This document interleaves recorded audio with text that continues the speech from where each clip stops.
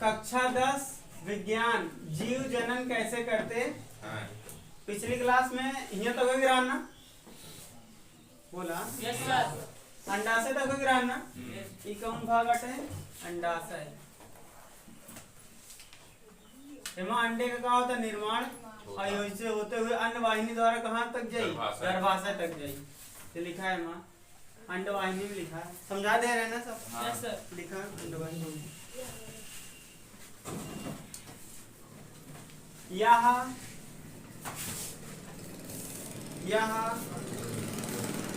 अंडे को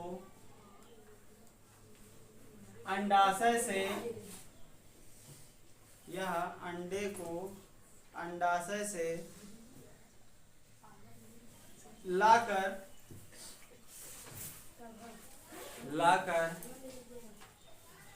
गर्भाशय तक पहुंचाता है। गर्भाशय तक पहुंचाता है। यह अंडे को अंडाशय से लाकर गर्भाशय तक पहुंचाता है। अब अगला लिखा गर्भाशय।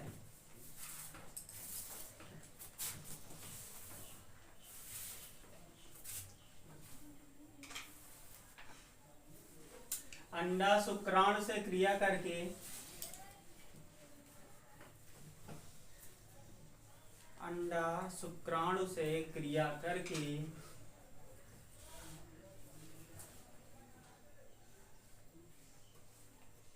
गर्भाशय में आता है।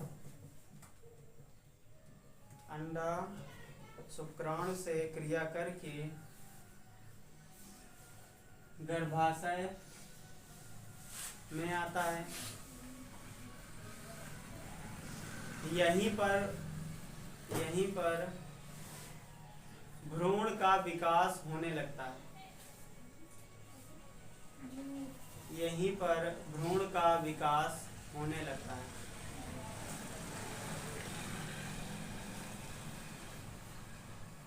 और मासिक चक्र रुक जाता है।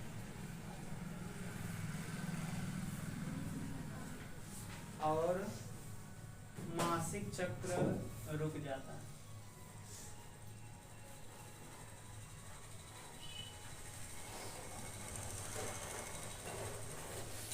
और मासिक चक्र रुक जाता है। देखा जब संतान जन्म पे रहा था तो को बोला जाता था भ्रूण और जब के जन्म हो जाता था वो को बोला जाता शिशु। क्या बोला जाता शिशु का लिखा मासिक चक्र रुक जाता। भ्रूण गर्भाशय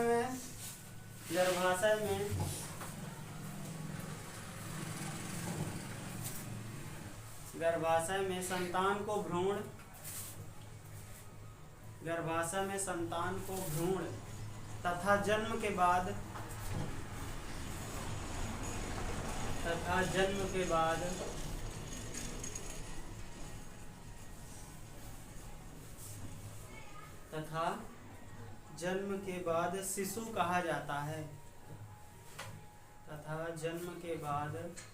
शिशु कहा जाता है।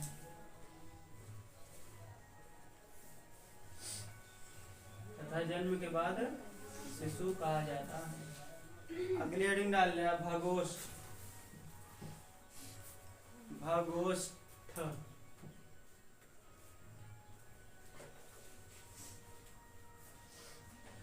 देखे बाहर वाला जन अंग दिखाई देता ये रहा था। ये सब दिखाई नहीं देता होगा बाहर से ये अंदर होता। ये सब पार्ट कहाँ पे हुई अंदर हुई लेकिन भगोष्ठ वाला भाग कहाँ रहा था बाहर रहा था। एका देखा जा सकता था लेकिन एका देखा नहीं जा सकता। ठीक ये अंदर रहा था ये बाहर वाला भाग होता। तो लिखा भगोष्ठ में लिखा यह मादा जननांग का सबसे बाहरी भाग होता है।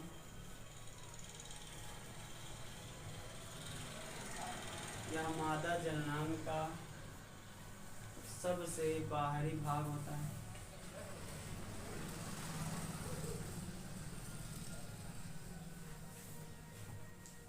यह मादा जननांग का सबसे बाहरी भाग होता है। बस वही है, इतना ही योनि हेडिंग डाला है, योनि।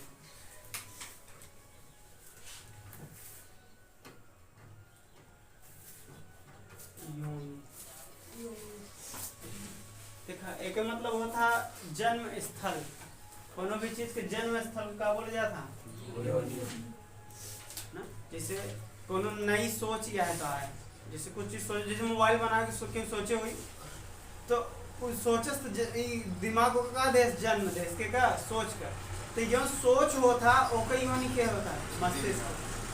मस्तिष्क सोच के का होता योनि, ओके जन्म होता ना, उनसे सोच के जन्म होता ना दिमाग से। बोला तो कोनो चीज की जहाँ से जन्म हुई का बोला जाता तो लिखा, इसका शाब्दिक अर्थ होता है जन्म स्थल। इसका शाब्दिक अर्थ होता है जन्म स्थल।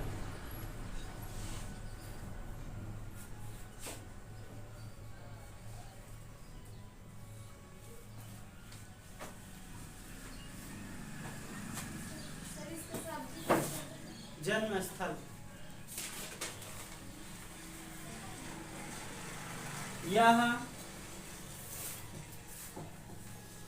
यह गर्भाशय तथा भगोष्ठ, यह गर्भाशय तथा भगोष्ठ के बीच, यह गर्भाशय तथा भगोष्ठ के बीच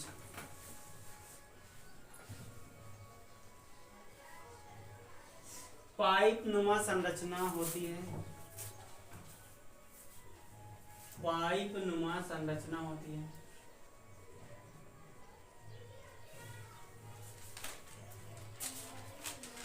पाइप नुमा संरचना होती है।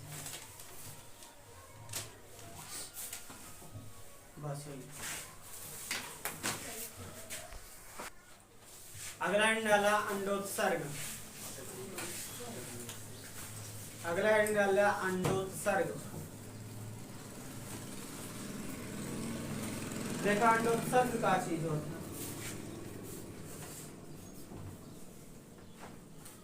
देखा ई काटे अंडाशय, काटे अंडाशय, अंडाशय।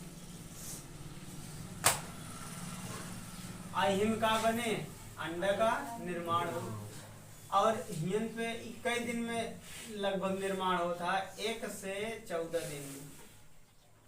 1 से 14 दिन मतलब अगर 2 हफ्ता लगा था एक बने में कितना टाइम लगी? 2 हफ्ता लगी।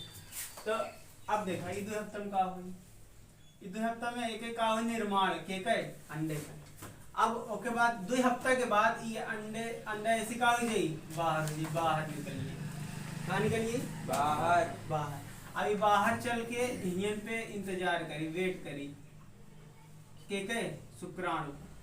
शुक्राणु का करी, वेट करी यहीं पे बैठ। कई दिन, 4-5 दिन, 6 दिन, 7 दिन वेट करी। अब वेट करी, अगर शुक्राणु आगे ऐसी क्रिया कई लेता है तब तो ठीक है, और अगर नहीं करता है, अगर कई ली क्रिया तो आगे फिर यहाँ आएगी कैथम गर्भाशय में। अब का बन जाए? भ्रूण बन जाए। भ्रूण से फिर धीरे धीरे भ्रूण बड़ा हो जाएगी। 9 माह तक रही, और 9 माह के बाद एक जन्म हो जाए। जन्म हो जाए तो एक नाम का हो जाए शिशु। ठीक, तो हियन से अंडाशय से अंडे के निकले की क्रिया का बोला जाता? अंडोत्सर्ग। क्या बोला जाता? अंडोत्सर्ग। तो लिखा अंडाशय में अंडे का निर्माण, अंडाशय में अंडे का निर्माण 1 से 14 दिन के बीच हो जाता है। 1 से 14 दिन के बीच हो जाता है, और यह स्वयं ही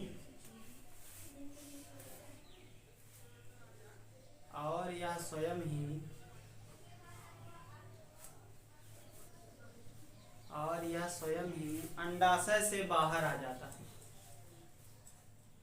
और यह स्वयं ही अंडाशय से बाहर आ जाता है।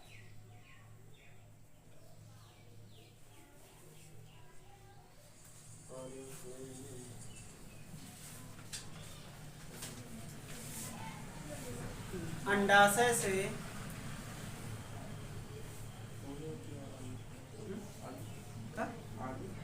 हाँ, अंडाशय से अंडे के निकलने की क्रिया, अंडाशय से अंडे के निकलने की क्रिया को ही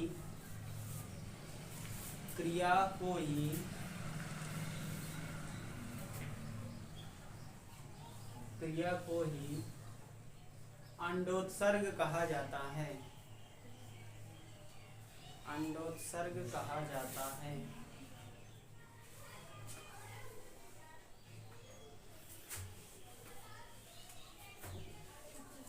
यह क्रिया अलग अलग महीने में,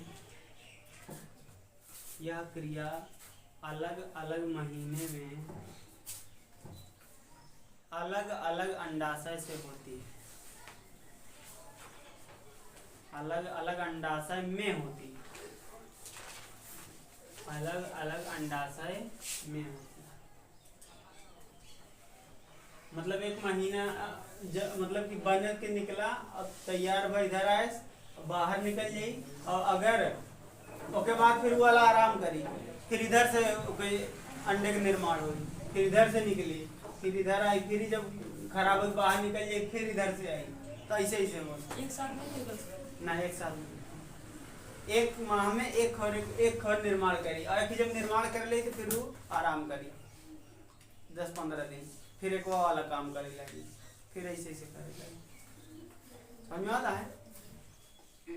तो अगला लिखा मासिक चक्र। मासिक